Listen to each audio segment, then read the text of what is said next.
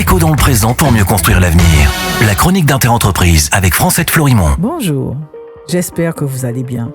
Depuis le début de la semaine, j'évoque le contenu de ce nouveau décret paru au journal officiel le 5 mai dernier qui renforce les obligations des éco-organismes agissant partout sur le territoire français, outre-mer compris.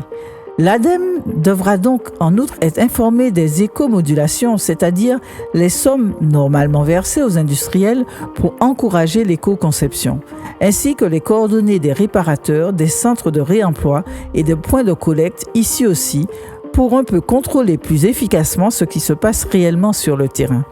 Ce texte précise aussi les données de collecte et de suivi qui doivent remonter après une catastrophe naturelle de type cyclone.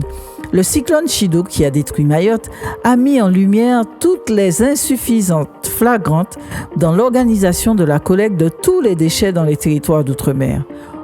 Autre particularité précisée dans ce nouvel arrêté, pour la filière véhicules hors d'usage, le texte autorise jusqu'en 2027 les centres de traitement de VHU et les broyeurs à transmettre directement à l'ADEME les données prévues pour le contrôle de leur agrément. De même, pour la filière de récupération des navires de sport et de plaisance, l'ADEME disposera des données relatives à la prise en charge des coûts de transport et au traitement des épaves exportées. Cela concerne complètement les Outre-mer.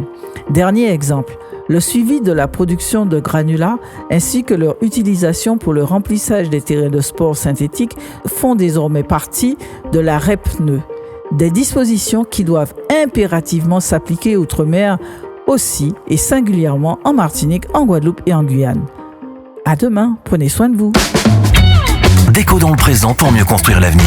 La chronique d'Interentreprise avec Francette Florimond.